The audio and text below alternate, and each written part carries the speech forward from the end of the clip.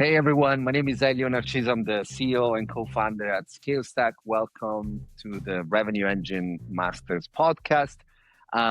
We typically dive into like go-to-market and sales and like all the way that people are transforming how to grow businesses today. My guest today is Barry Dauber, VP of GenAI go-to-market at Databricks. He and I connected a while back and then reconnected because I congratulated him for winning a RevOps award that he was not even aware of. And so recently we got coffee and we decided to do this together. We're both based in New York City. He drives global adoption of the Databricks AI product suite.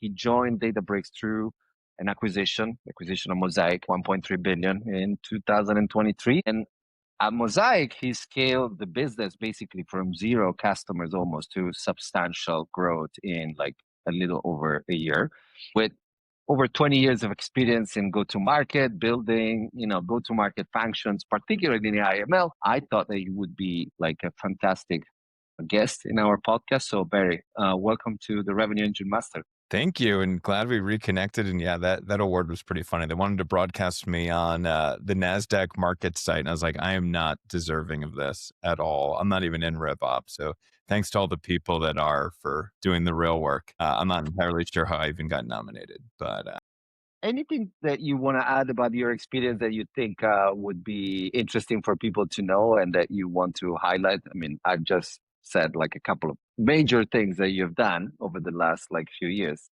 Anything that you want to highlight? you definitely hit on it. I think the other things just to put out there, definitely early stage startup person. So how do you go find product market fit, your initial ICP? How do you figure out what the product should be? So when I was at Mosaic before we sold, when I started, like, to put in perspective, ChatGPT hadn't really come out yet. So I was selling neural network training software and people didn't know what a neural network was.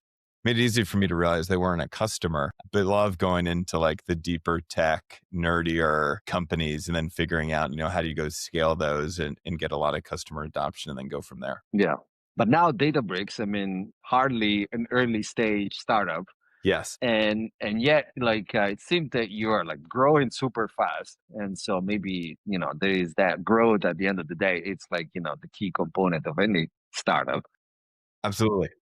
And so is that how do you differentiate what you have done, for instance, a Mosaic where you started like from zero really, and like does it feel that like there is so much growth ahead of you even at Databricks despite the size, or like the dynamics are completely different? It's both different and the same. Like, we're definitely by no means a startup, to your point. But the growth is still, clearly not exponential, but it's substantial. I think we grew 50% year over year last year. Yeah. 50 plus is what we put out there. And what's interesting for me on kind of the AI side is AI is still so new, especially on the Gen AI. Databricks has been doing AI for, close to 15 years. But on the Gen AI side, it's still so new that we still have to innovate constantly. And the space is changing constantly. That although we're not a startup per se, we're still reinventing what we're doing constantly and figuring out, what's going to fit. How do we ultimately, provide value to the enterprises we're partnering with and in smaller companies too, to then go, win their workloads. Right. So I think the joys are is I think there's over 10,000 people now at Databricks. When I joined 2.5 years ago, it was like 4,500. So still explosive growth just in terms of headcount there. But we have the name that people recognize, right? Startups don't necessarily have that. We have the trust and loyalty that, people trust their data within Databricks. When I was selling at startups, it's like, who are you? How do I know you're going to exist in 2 years? How much money do you have? What happens if you get acquired? Why is my data going to you? You've got to deploy in my VPC. Like, there's different challenges at different scales, right? At Databricks, we have different challenges than we did, 10 years ago or even 5 years ago. So that's the fun part about, being early stage and then getting acquired by a company that's still, rocket ship explosive, that you're still seeing, massive, massive growth.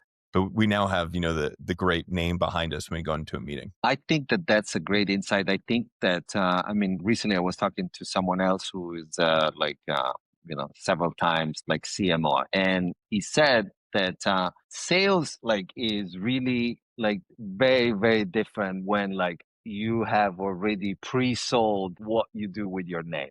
And so marketing and positioning the brand like correct way is so helpful to sales, because when you do that and like the name precedes the sales, then like everything becomes so much easier down the road. And so that the role of sales changes to be like, hey, let me maybe de-risk your decision, but a decision in your mind has been already taken, aka like the brand has already like worked its magic. Absolutely. I mean, there's the famous line that everybody's been using for decades, right? Nobody got fired for buying IBM. That's probably a little dated now. It's probably more one of the hyperscalers, but I think Databricks is now in that position as well. Whereas in a startup world, that person that you're selling to is what I always remind myself, as an early startup, like a 30, 40, 50, 100 person company, like that person at that company that you're partnering with, like he or she is to a degree putting their neck out on the line to bring you all in, right? Like you're not a Absolutely. proven commodity, and it really is truly a partnership. Now, I'd argue, I think we're still partners, with our enterprises and SMBs and startups at Databricks too. But in the startup selling world, like you live and die by your ability to execute and deliver to those early kind of lighthouse partners, customers that you're working with. I recently read this book, Sales Pitch, fantastic book, because it talks about how hard it's actually to buy, even for like simple products, let alone for like very complex technical products. Buying is super hard. You don't even know like what are the criteria by which you should choose. And besides that, buyers are often like, yeah, in that position where like, hey, if you make a mistake, it can be like career ending at that company Yeah. or in general, right? And so there is a lot of risk in being a buyer. And that's really sometimes the role of sales. Like, how can I de-risk the decision? And so maybe like I was curious about this before like we started, but like Mosaic like went from zero to like a $1.3 billion acquisition and you saw it all. What was true back like what was this, 2022 or 2023? When was the transaction? Yeah. I Yeah. joined in 22 and we sold in 23. Yeah. So what belief did you have back then that it's actually completely wrong today? And what is now like even more confirmed by everything that we have seen with Gen AI happening over the last like 2, 3 years? That's hard, right? At the time, like who would have ever thought that we'd be where we are today? And I always think to, examples when like the iPhone came out. Like when the iPhone came out, would you have ever been able to predict Uber or Lyft? Right? Like I'm gonna just go on this app and summon a car to me. Like, right, like that's incredible. And Airbnb and all those sort of get economy type offerings is pretty amazing. So I always like to remind people, it's like, look, ChatGPT as we know it, right? ChatGPT, OpenAI has existed for a while now, but ChatGPT as we know it is just a little over 3 years old. It was absolutely Yeah. explosive, like MCP that we talk about all the time, Model Context Protocol, is 13 months old, right? Like the time frame that we're living in now is super, super condensed. So when I started at Mosaic, we didn't really even have a product. We had an open source library for accelerating a specific type of model training from scratch. So instead of using the PyTorch training loop, you'd use our open source capability called Mosaic Composer. And I'd go talk to customers and like, oh, we love this. It's awesome. But we don't understand why we need to pay you. It's open source. I'm like, oh yeah, that's a good point. Okay, we need to go productize some stuff around this. And we ended up putting a whole package around it. And that's what we ultimately sold. But I dialed in the ICP pretty quickly, right? And then when ChatGPT came out, it was, infinitely easier because we helped customers train models from scratch. And like I said, I was selling neural network training software. Most people I talked to had no idea what neural network training software was, let alone a neural network. But when ChatGPT came out, or 3.0, I could walk into a customer and be like, do you want your own ChatGPT type model on your data where you own the model and you know every single piece of data that went into it? You basically have ultimate control. And they're like, yes. But like, that's not for everybody, right? So that when I would speak to very specific people, I was able to dial in that messaging pretty quickly. And then ultimately, we ended up having an exit that was very successful. And it was a great partnership because we realized early on is I'd talk to customers like, okay, you're ready to do this training run on Monday, right? And like, yeah, we're ready to go on Monday. Like your data's ready, everything's ready. because you had this reservation with us, you're using the software, like we were booking you on Monday, right? Because we were ultimately selling software on top of compute. So we'd have these GPUs ready to go. Fast forward, Monday morning, I'd get an email, text, Slack message, and like, oh my goodness, our data's not ready. We're not ready. And we could basically guarantee that you'd go to convergence in training your model. But as we all know, and this hasn't changed in the Gen AI world, garbage in, garbage out of your model. So if your data's not ready and your data's not in a good spot, you don't have it all figured out, like you're not going to ultimately get to where you want to be. Turns out Databricks is really, really good at, the ETL data prep, the inventors of Apache Spark. And we really just slotted in like right after all of their data stuff. They're obviously, again, in the kind of classical traditional AI ML space the whole time too. But on the Gen AI side, we just kind of slotted into some capabilities they had, but for the most part, they weren't doing what we were doing. And it was just a very symbiotic relationship of like, we now have the data prep machine to go train these models. Like anecdotally, I was talking to one of our researchers who did a lot of the data prep, and like any startup at the time, I think now they've actually changed because people realize they can scale a lot faster by partnering with companies like ours and others. But there's, in the startup space, there's a lot of not invented here syndrome, unfortunately. We had that disease Absolutely. too at Mosaic, and we thought we could do all the data prep ourselves. And I remember, we get access, keys to the kingdom, talking to a colleague who's now using, all the bells and whistles of Databricks platform. He's like, Barry, turns out this Databricks product's pretty good. Like he literally Night and day, yes. Yeah, he literally overnight, I think, took our data prep from 2 weeks down to 2 hours. And it's like, why would you not want to do that? Like, that's not the capability we necessarily wanted to have in-house. Or like, we're not going to figure out every edge case as a startup. Like, that's what companies like Databricks have to go figure out and then go, how do you do this at scale in a secure way, that's battle hardened really to meet, enterprise customers. And as every startup ever, we want to sell to enterprise customers. And how do you go get in there? Having, building on platforms like us definitely makes it a lot easier. Tell us about like your role, because I mean, your title is, super interesting, but like it's open to interpretation. Is it like, go to market of Gen AI, or like helping companies use Gen AI in their go to market, or actually like helping them use Gen AI and so like increasing adoption? And I think that's, This is a fair question. And, it's a kind of ambiguous title, which confuses everybody. So I have this conversation a lot, but it's the go to market and like talking to customers, talking to partners, educating them and partnering with them so they understand how do we actually help them on their AI journey from, how do you get your data ready all the way through to building, advanced agentic systems. Ultimately, like what is that end business value you're shooting for? And how do we work backwards to go help you go get there? And then I end up becoming like a SME talking about kind of our AI offering and kind of the market at large to help with that. So I talk to our customers, I talk to prospects, I talk to our partners, from the system integrator side, from the ISV side, all sorts of fun conversations. It's definitely a Very unique nice. role. It's fun. Yeah, you told me this, and I thought it was really cool and interesting. I mean, some of the messaging is really aligned with like our own messages, at ScaleStack for our own customers, which is like, hey, if you really want to apply AI to a lot of go-to-market use cases, like check the data first. Make sure that like you have a foundational data model that you can trust and rely on. And yet what we see seems consistent with your observation, which I've seen, like, you talking about this, that a lot of enterprises and a lot of companies are stuck in Gen AI pilot limbo. And so maybe why do you think that that's happening? Is this improving or deteriorating?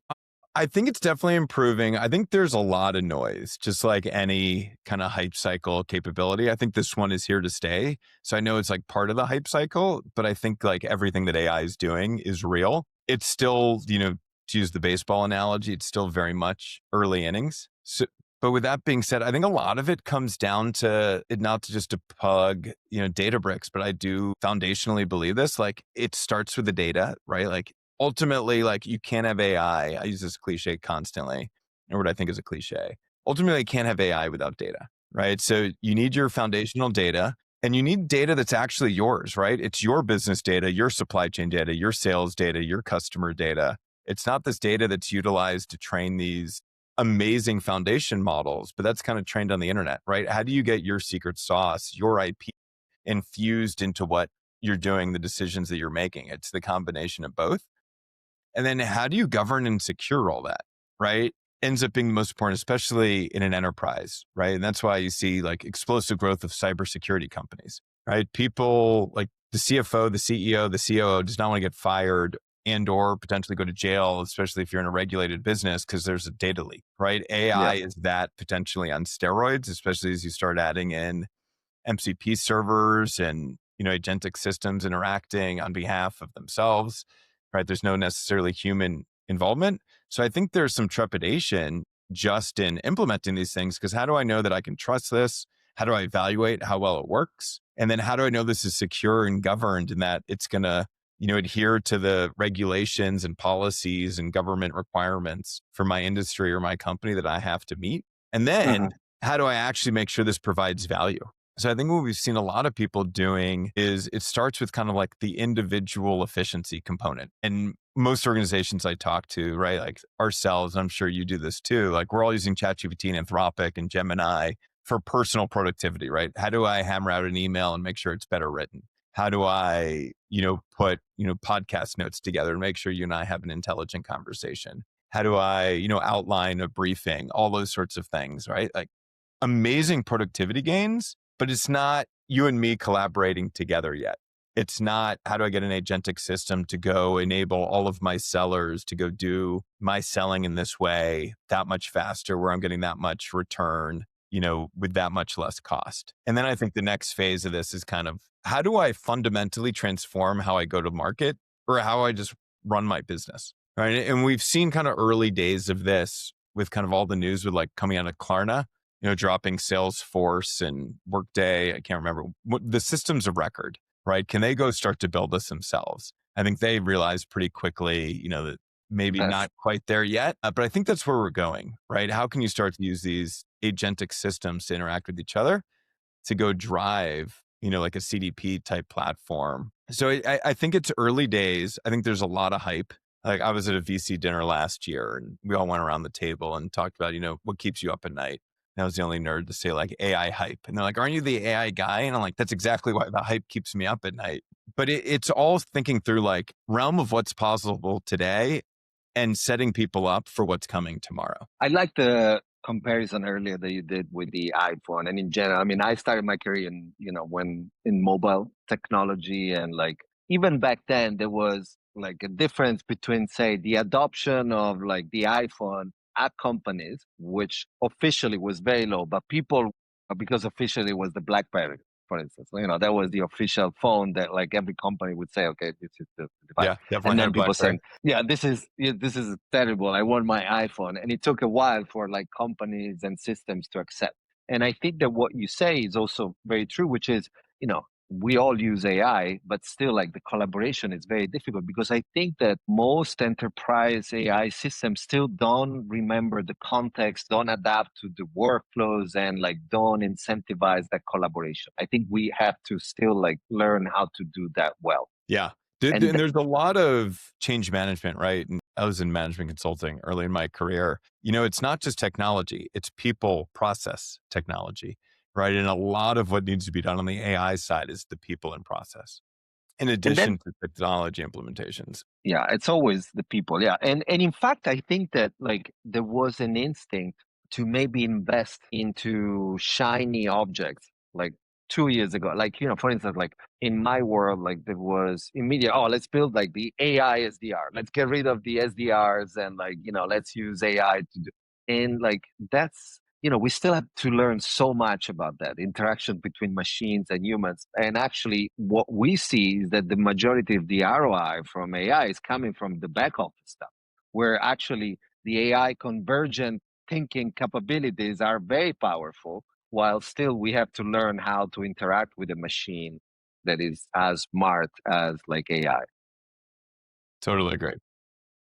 And so that's how also we are seeing like that gap in terms of like, too many pilots and not too much, like implementation at scale. What about the collaboration with startups? Because there was a study from MIT like a few months ago.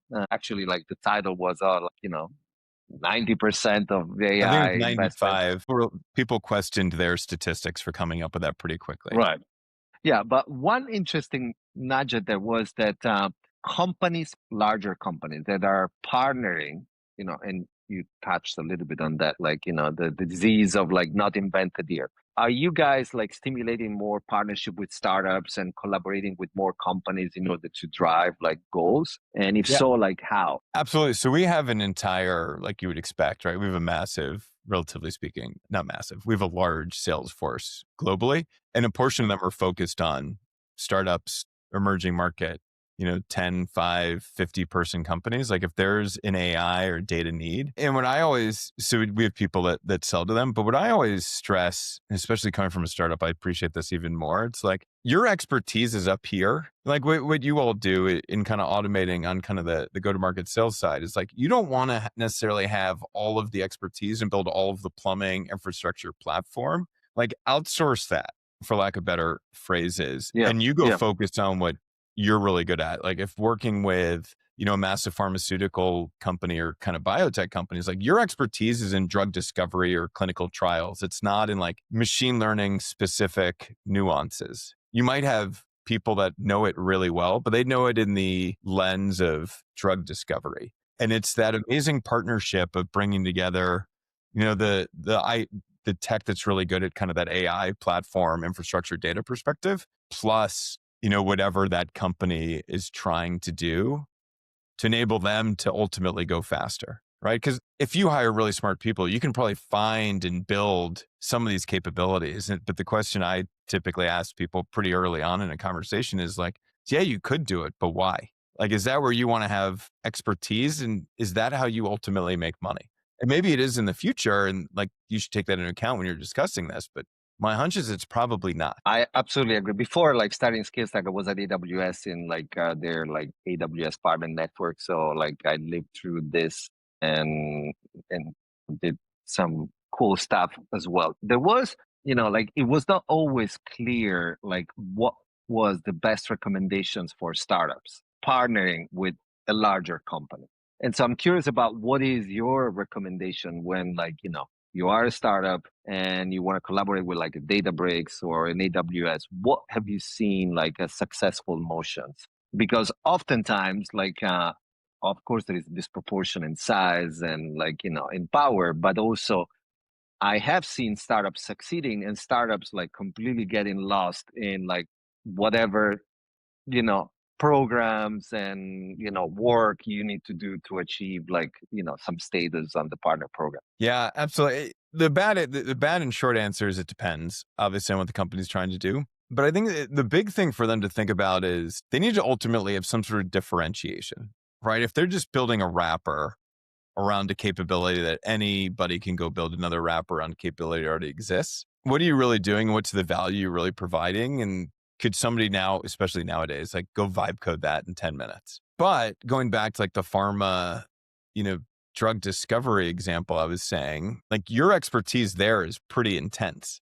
And like a small biotech company could still be doing this, right? They then end up licensing it to like a GSK or a Pfizer. Their expertise is not in the underlying AI, ML, data infrastructure platform to go do this. So how can we go make it as easy for them to go figure out what that molecule is or protein or whatever it is? It's going to go, solve that drug's need or whatever, disease or ailment they're targeting. Yeah, yeah, yeah. Yeah, I think that at the end of the day, the market, however imperfect, it's always actually a great, if you have something that people want, people will pay for it. And and you have to accept that many times you're building stuff that people don't want, and either you iterate fast or like that thing should not be built. It's as Exactly. brutal as that, I think. Yeah. And if you, especially for the startups, if you don't have competitors in your space, maybe you should wonder why. Yes. Like, are you actually solving a need? Maybe going back to the Mosaic experience, now that you went like literally from zero to like the acquisition, when did you start sensing product market fit and like, okay, we're entering like a completely different phase? Of course, sales, right? But like, what were other maybe intangible that you started seeing when like that inflection point started to be For us, visible? it's unique. I think a lot of it was when like ChatGPT came out, but that was in November. But even a couple months before that, people started to understand the messaging that we were giving, and we also like I said, like we didn't have a product when I joined. Right, we had a open source accelerator library that we were on GitHub, and we were focused on getting as many GitHub stars as possible. Like you don't hear about that much anymore now, as you hear about, Manus was the fastest company to $100 million revenue ever. It was like 8 months. Like that wasn't a thing crazy enough to say like 2.5 years ago, but it took a lot longer to ramp that quickly. But it was when I really started to realize that when I'd get on discovery calls and people knew what I was talking about very early on in the call. And the reason we were able to do that is because I actually made, which is counterintuitive, our contact us form insanely convoluted. And like at first, his name, where do you work, email, like it Hmm. couldn't be a Gmail, right? It had to be like some sort of real.com and all those sorts of things, and asked a bunch of questions. But then like too many people got through the funnel, right? And I can only talk to so many people. I was a team of one for a while, and then I ended up hiring, a handful of people to partner with me over the coming months. But I needed to make that funnel a lot harder to get into. So it ultimately Okay. became like, you found our website, you got through my convoluted form, you answered pretty specific technical questions in said form. If I got you on a call or, Zoom or whatever, like You're you pretty didn't, motivated. yeah, they didn't necessarily buy from us every time, but they knew what I was talking about and they were a potential customer. And where the sweet spot was, and you talked about AWS, and AWS is a massive partner of ours now. Like I could basically target, like if somebody had tried to train a model on SageMaker, again, it's going back 3-4 years, I basically knew exactly what to say for them to be like, holy moly, I need to be using you all. But that takes practice, and like you dial it in, and now it's a lot easier with LLMs and transcription, and you have Gong and things like that, all transcribing all of your calls, and you can start to get those analytics really quickly. But in the olden days, 3 years ago, you don't almost have to go to a trade show and just have 50 at bats, and people be like, on the seventh meeting, and somebody's asking you a question, you're like, oh, maybe I should pivot it slightly so they don't ask that question every time. I'll just include that in Hmm. my 2-minute pitch, and you get that dialed in pretty quickly.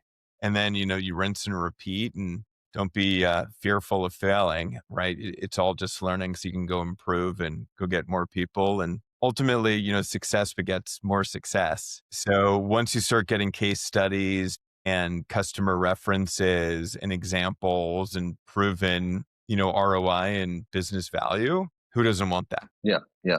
Yeah, I think that you mentioned like the message market fit, and I often like an investor once told me like the three stages of market fit is are like founders market fit, then message market fit, and then eventually the product market fit. And I think the message is so important. If like it's simple and it resonates and yet solves like meaningful problems, like you are onto something. Whatever you hear, Absolutely. like a very convoluted message with lots of feature stuff, it's like, okay, I think you're still far. It gets very hard, and I've struggled with this in my entire career. It doesn't matter where I've been in kind of big or small companies. It's sometimes easier the smaller companies because your product surface area is a lot smaller. Mhm. But it's also like people don't have no idea who you are, going back to what we said at the beginning, right? Like when I'd slide my proverbial Mosaic ML business card across the table, they'd have the fear of like, how do I know you're going to exist in 2 years? And how much money do you guys have in the bank? What have you raised again? What's your burn rate? Whereas now, like, I never get those questions. It's more like, what have Yeah, you done? What's the value you've delivered? How much does it cost again? Okay, let me go do that. yeah. And then instead, like, I mean, you mentioned that you moved from like team of one to hiring several people. When did you guys know that it was truly time to scale, go to market? What were It's the indicators there? For us, what I told my boss, the hiring manager, the CEO, Naveen, when I was interviewing, it's like, look, we're not going to need to hire a team until I'm drowning. All right. Like, as you start to realize, and I've struggled with this with SDRs and startups in my careers, like, how are we going to get an SDR to be able to, going back to your messaging comment, which I completely agree with, to be able to come up with the messaging and rinse and repeat really quickly if like I have no idea and the founder has no idea what the messaging needs to be? Right? We need to dial that in at least to a degree before we can go blast the masses. The other thing too for a startup is typically, depending on what space you're in, you can't necessarily onboard that many customers at once, right? In Mosaic, we couldn't onboard more than a handful of customers at a time, right? In product-led growth companies, like it's just swiping credit cards, you can onboard thousands of customers and, the sky's the limit. You just need to go reach more people. But in a lot of like deep tech engineering-led companies, you have your Yeah, that's engineers not leaning possible. in because you don't have all the capabilities yet, right? You need to figure out what they want. So the first person I hired was actually a solution architect and then a salesperson to kind of take over some of the load from me, and then a partner person, because partnering with the AWSs, the GCPs, the NVIDIAs of the world was so crazy important to us that we had to go do that. It's been exactly the same for SkillStack. We started from solution architects, then partners, then sales.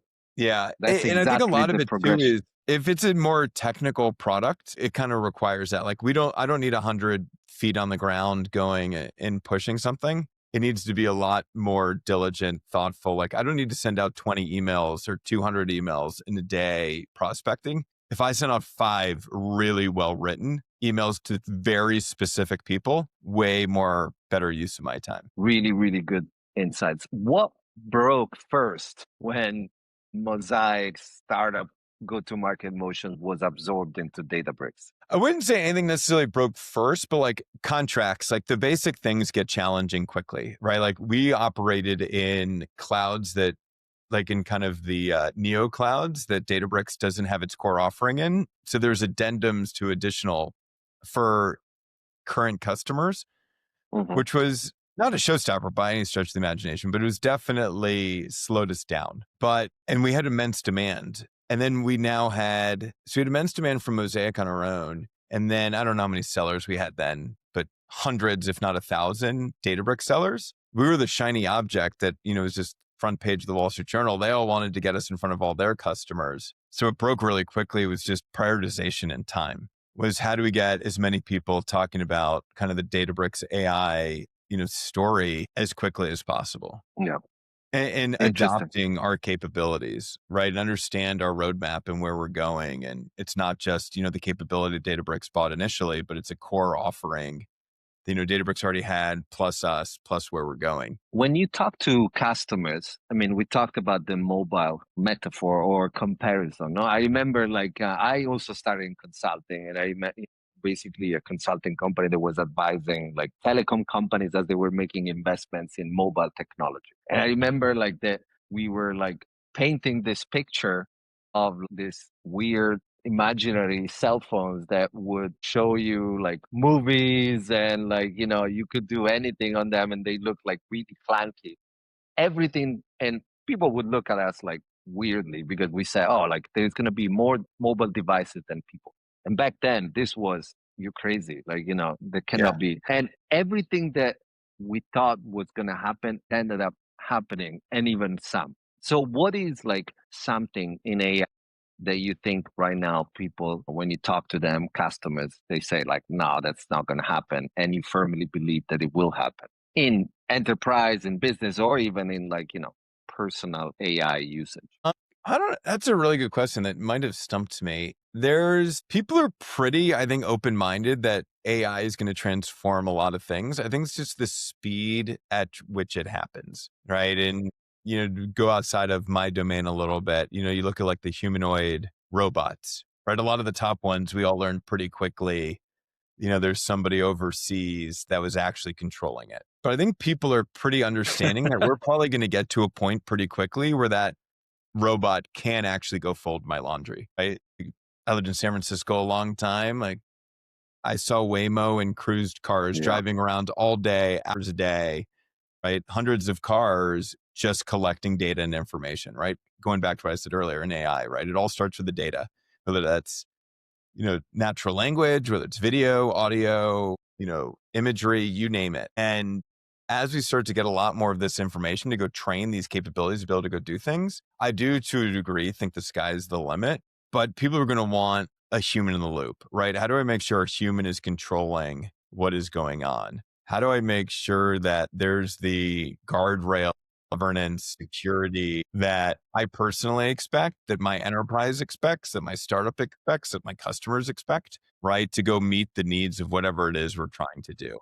because I want to know that with a very high degrees of confidence, maybe not 100%, because let's face it, humans aren't perfect, right? When I make that recommendation, I know that that's grounded in real information. Yeah, I like that. And I think it is true that like the most fascinating areas is the convergence between like atoms and bits. And so how can we use AI to connect with the real world, machines, cars?